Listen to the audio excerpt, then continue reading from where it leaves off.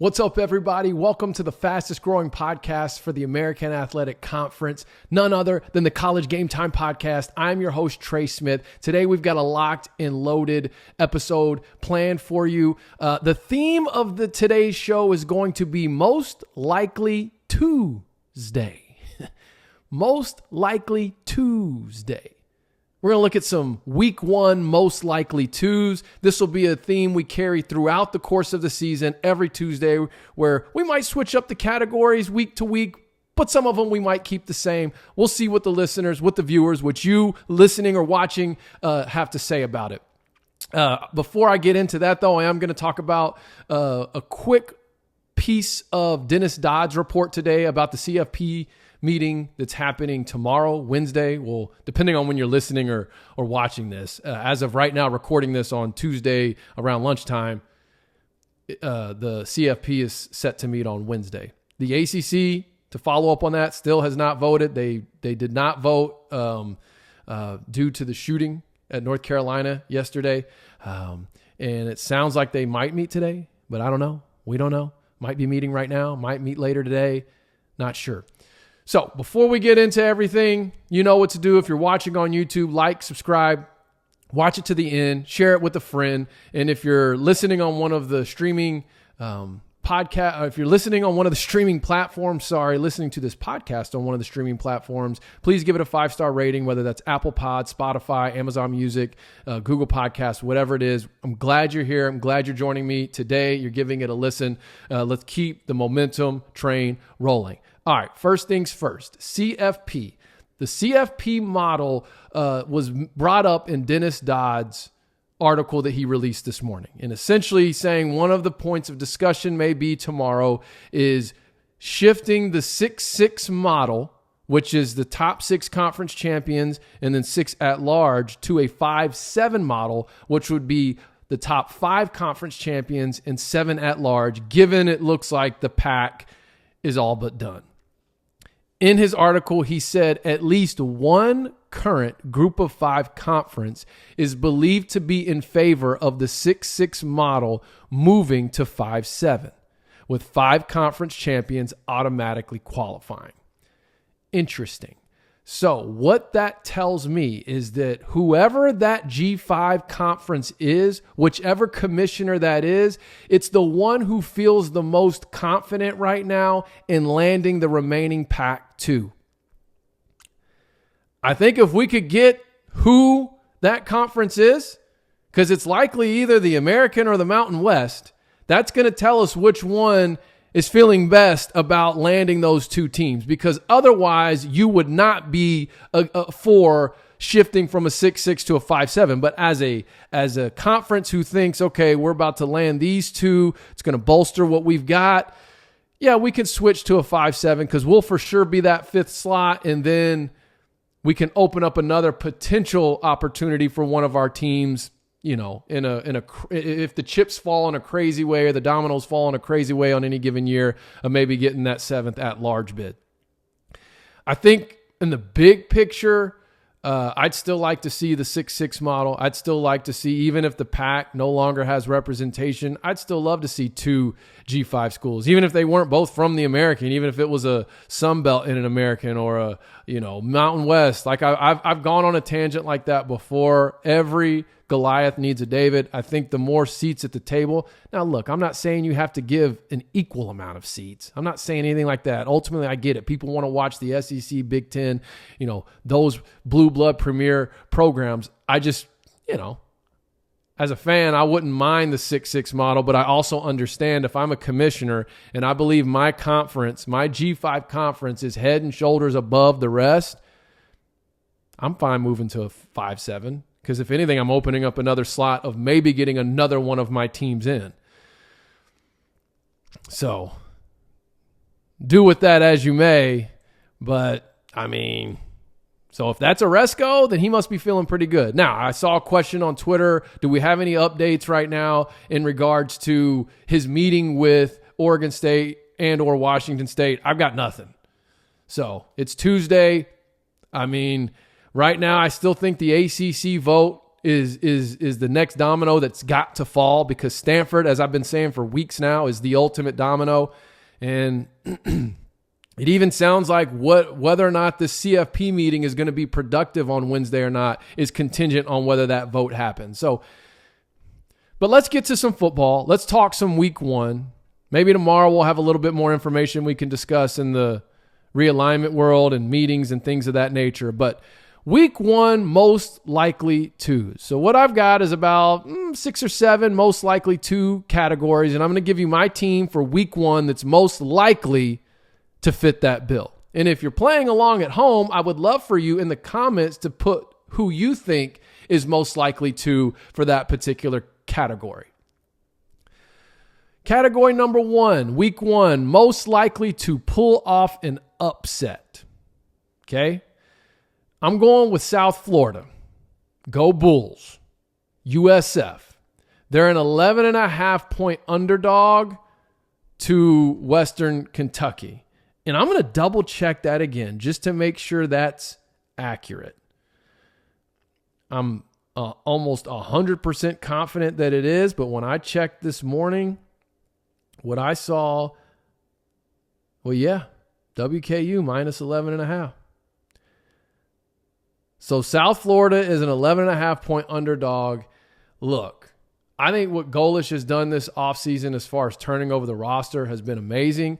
I'm not saying South Florida's ready to make a run this year, but man, I think they can come out week one and get the upset over Western Kentucky. I think they've got the firepower to do it, and I think now they've got the coaching to do it. Even though he hasn't released who his starting quarterback is, I feel like it's Gary Bohannon, but I know I've interacted with some people right here on the channel who have spoken highly of the other guy that's in the running. And if you're a USF fan watching, feel free to remind me who that is. I know I follow Gary Bohannon for a lot of years now, and then I spoke with him at American Athletic Conference Media Days. So he comes to mind as he's going to be the starter, but I know that's not necessarily the case. But I feel like if he starts and he stays healthy, USF could have a bowl-worthy season. And I think that they're the most likely team to pull off an upset in week one as the 11.5-point underdogs. So go Bulls. All right, topic number 2. Most likely to go viral in week one. This is going to shock you, but I'm going to name Mr. Viral himself, Charlotte head coach Biff Poggi. They're playing South Carolina State. South Carolina State just got trounced last weekend on week 0 by Jackson State. Charlotte should win that game. It's a game on ESPN Plus. I think it's in like the 5 or 6 o'clock window. Not a lot of eyes are going to be on that except for people who are curious about Biff Poggi. Yet somehow, Charlotte and South Carolina will be a trending topic next week simply because, or over the weekend, simply because of Biff Poggi. Don't know what he's going to do. Don't know if it's going to be how he's dressed. Don't know if it's going to be something he says pregame, postgame. Don't know if it's going to be something that happens on the field. But what I believe is that somehow this game that the general college football fan could care less about, Charlotte versus South Carolina State on ESPN Plus, somehow there will be a viral moment that comes out of that. That's my most likely to for week one. Biff Poggi. I'm curious. I'm curious about watching it because he's certainly done the part, as I've said before. He's become a trending topic with the media. He's made it very clear that they're out to win a conference championship. He's made it clear that the media members don't know jack, especially the ones as far as the ones that picked them to go last. He's certainly talked the part and done what's needed to be done from a marketing standpoint, brought a lot of attention towards that Charlotte program. They're going to have a show, I think, I don't know if it's already started, but on ESPN Plus. So let's see what they look like when they actually take the field and roll out the ball and have to play. All right, next topic. Most likely to cover the spread as a favorite in week one. In other words, the team that's favored that I think is most likely to cover. And I'm going with Tulane, the Green Wave. They're playing a pesky, good Southern Alabama team. All right, this is a team that I think was had a 10-win season, playing in the Sun Belt. Didn't make it, I don't think, to the conference championship last year, but they had a really good season, got a really good team. And Tulane is favored 6.5 points. This is nothing against Southern Alabama, but if Tulane is going to be the team that everyone is projecting them to be, except for apparently Vegas, they need to win this game by double digits. And I think they can, and I think they will. Even if it's a 10-point win. Even if it's, 31-21, 24-14. I know right now with Tulane, quite frankly, that spread surprised me a little bit. Maybe Southern Alabama is going to make me look like an idiot on Saturday, and it's going to be a 3-point game. But I know with Tulane, the argument against them this season is that when you look at how they performed on paper last year and, had a lot of one-possession games, had some comeback wins, just looking at them on paper, it's easy to say they can't replicate that again this season. A lot of people or some people, I think, look at Tulane's season a year ago and look at it as more of like a magical run, but not something they're going to be able to sustain. My thought is they're entering the season in the top 25. Let's make a statement week 1. Let's come out, take care of business. I'm not saying you got to blow them out by 40 points, but win by a couple possessions. Show everybody that, all right, we deserve to be here in the top 25, because there's obviously some people who think they don't deserve it. Some of it's their conference. Some of it's because they don't believe that they're going to be able to do what they did a season ago again this year. And maybe they won't, but I still think they've got a great team. I still think they have a solid team. They've got one of the top quarterbacks in the conference. Yes, they lost a couple playmakers on both sides of the ball, but they have some playmakers coming back on both sides of the ball. So that's my most likely to cover the spread at -6.5 over Southern Alabama in week 1. Now, the next one is most likely to cover the spread as the underdog. And the dog that I'm highest on right now is North Texas, UNT. They're +6.5 with Cal coming to town.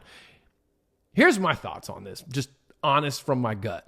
I think North Texas wins Saturday. I think they win this game. I think Eric Morris is going to come out. He's going to bring everything but the kitchen sink. He's not going to hide or hold anything back. He's going to show everything he can to get this win. He understands how important it is. You've got a Power 5 team coming in. They'll likely have one of the best crowds they've had in a while. It's his first game, his first season at North Texas. It's an opportunity to catch some people's attention. It's North Texas's first game, in the American. It's a linear covered game. I think that he's going to have a plan, and they're going to find a way to beat Cal. On the flip side, I look at Cal, and I think all the drama that's circulating right now, if you're an underclassman on that team, you can't tell me that they're not distracted by all this realignment stuff. Not really knowing what conference they're going to be in next year. Not really knowing if they're going to have to be independent or G5 or if they're going to be playing in the ACC. I mean, there's just so many unanswered questions that I don't know how much that's impacting their focus. So I think that North Texas comes out with a bang. I think Cal, I think their players, particularly their underclassmen, are going to be slightly distracted. And they're making a trip to Texas and they're playing in Denton, and it's just very much a sort of an off-brand game for them. And I think North Texas gets it done. I at least for sure, based off this prediction here, think that North Texas covers the spread. But yeah, and I have some other thoughts for North Texas because I feel like, and I'll probably share this on the pregame show more on Saturday, but man, I feel like North Texas is going to get off to a fire start with a win this weekend. And what I'm hoping doesn't happen is that it sort of,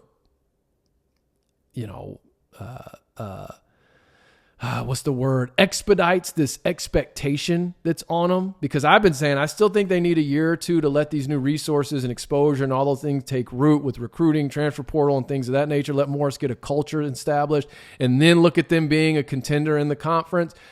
I'm afraid, though, they're going to get this win Then everyone's going to expect them to be a contender in the conference, and then they're going to start hitting some roadblocks down the stretch, whether that's depth, whether that's just not having enough to really put together a full season yet. Those are just some quick shots from the hip regarding UNT. But this weekend, it's on. And I think they get the win. I think they get the upset win at home against Cal. Book it. But according to this, I'm saying that they're at least the most likely team to cover the spread as an underdog. All right, let's keep it moving. Most likely to drop a 50 burger week 1. What does that mean? Those of you that don't know, that means who's most likely to drop 50 points in their matchup this weekend. I've got FAU, the Fighting Tom Hermans, the Owls. First off, they're playing Monmouth, an FCS school coming off a losing season. They've had some success prior to that, but they switched conferences last year. They went, I think, 5-6 or 5-7. Gave up 45 points or more 5 times a season ago. And I think Tom Herman has this team ready. I think he has this team ready to compete. In fact, I think he's got them ready to compete for a conference championship this year. I mean, as far as the incoming schools are concerned, I think UTSA and FAU, one of those two are the most likely to play in the conference championship as a first-year American Athletic team. He's reunited, Tom Herman is, with quarterback Casey Thompson. They spent time together at Texas, had some success together at Texas. Casey knows the offense. He knows the system. He knows the terminology. This is a comeback year for him. Okay, he got hurt last year in Nebraska. It just kind of fizzled off, got benched at Texas. I mean, he's looking for a redemption year, and I think he gets it started. His road to redemption, his redemption tour starts this weekend against Monmouth, and I think that FAU puts up a 50-piece on them. And their defense. You know, sometimes you get a 50-point game. It's not always just the offense. So I'm also projecting there might be a special teams or a defensive touchdown in there for Florida Atlantic. And, man, I think it's going to kick off a really exciting year for the Owls. And, you know, I think it's really shaping up for this to be a fun conference this year. But I don't want to rabbit trail onto all of that right now.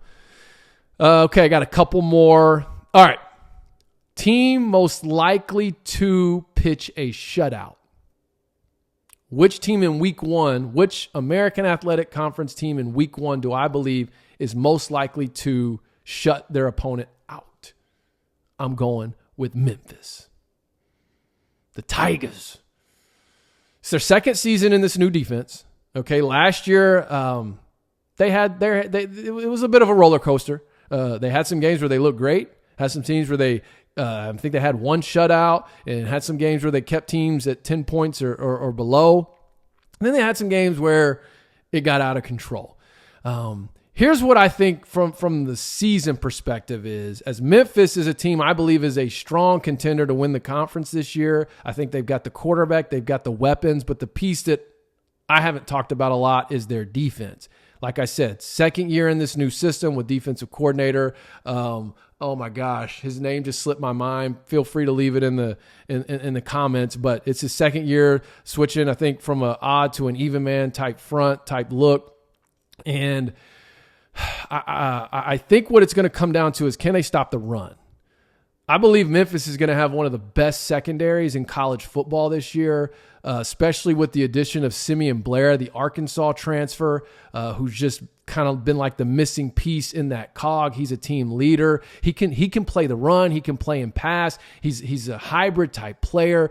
And I think that their pass defense is going to be solid. I think if they could shore up their run defense and really that interior deep part of their defensive line, man, I think this defense has a lot of potential this season to win Memphis some games. But let me not trail too far. I think they get a shutout this weekend. Where's their schedule? Who is Memphis playing? Why do I not have that in front of me? Oh, duh. They're playing Bethune-Cookman. And Cookman has had some drama this offseason, if you recall. First off, they're coming off a very down year, a couple of them actually. They tried to hire Ed Reed, and there was a lot of bad press that came around that. And then Ed Reed, kind of went off on his social medias, and there was some tension there. And then the players started siding with Reed over the administration. So it just seems like there's a lot of cracks in the foundation with that program to begin with. And I think that Memphis comes out and they're able to just shut them out from the jump. So I didn't mean to make that too much of a Memphis season defensive preview, but I do think this opening week they're going to get a lot of confidence. They're going to play really well. And, part of it too is I think their opponent is just standing on some shaky ground right now. And then finally, most likely to be college football's game of the week. And you know where I'm going with this one. Y'all know what I'm about to say. It's UTSA and Houston. The Fighting Jeff Trailers going in to Houston's territory and looking for revenge. Last year was a 3 overtime thriller that UTSA just fell short. But here's the thing. The stakes are a little bit different this year. See, last year you had Houston as an American team, UTSA as a Conference USA team, and yes, the American is a more prestigious conference than Conference USA, but that game was still a matchup of two G5 opponents at the end of the day. So even if Houston loses, technically they still lost to a G5 opponent. Not the same this year. Both teams are making their debut in a new conference. Houston, however, is making their debut as a Power 5 team. There's some pressure on them. It's a home game, and they're bringing in the team that basically is replacing them in their former conference. The last thing you want to do as a coach or a program is lose your first game as a Power 5 team to a team that plays in the conference you just left. And much less than that is the team that replaced you in that conference. So it's their first year in it. I think UTSA gets it done, but I think this is going to be an exciting game. Might be the best watch of the entire weekend. I think fans that aren't even fans of AAC football are going to watch and tune in. And I have on here, like, if you go back and watch Holgerson's panel interview at Big 12 Media Days, man, this one stuck out to me because they kept talking to him about, I think Houston's hosting the Longhorns this year, and they kept wanting to bring up, the Southwest Conference rivalry, how long it's been since doing all that. And I want to say they might host them week 4. I think it's early season. I don't have it in front of me. I'd have to look. And so they're asking him, man, how's it been preparing your team knowing you've got Texas coming in early in the season? And Holgerson was like, well, I hadn't even thought about Texas because we got to play UTSA week 1. And the panel was like, oh, yeah. But you could just see there was genuine concern and respect there. 1, we can't lose this game. But 2, they could very well beat us. So birds up, baby. UTSA fans that might be watching this, let me know your thoughts. Is this going to be game of the week? We're going to get it done? Is the American going to represent? American had a tough showing last weekend. Only had one slot, primetime slot, NBC, Notre Dame put it on us. I think we got to bounce back this weekend with the slate of games. So, again, let me know your thoughts in the comments, okay? I'm going to go back through it again. Who's most likely to pull off an upset this weekend? Go viral, cover the spread as the favorite, cover the spread as the dog, drop a 50 burger, pitch a shutout in the game of the week. College football, most likely to be college football's game of the week. Go look at the matchups. Go look at the weekend slate starting on Thursday. And let me know your thoughts in the comments. Before I let you go, I just want to remind you, Thursday evening, we will have a live stream pregame show for Tulsa and UAB. Both are opening their seasons Thursday. And then we'll have another live stream pregame show on Saturday morning. Again, those times will be concrete by tomorrow. I'll announce them on the show. I'll also, put them on my Twitter X. Make sure you're following me at I'm Trey Smith. And that's it for today. Trey Smith, College Game Time.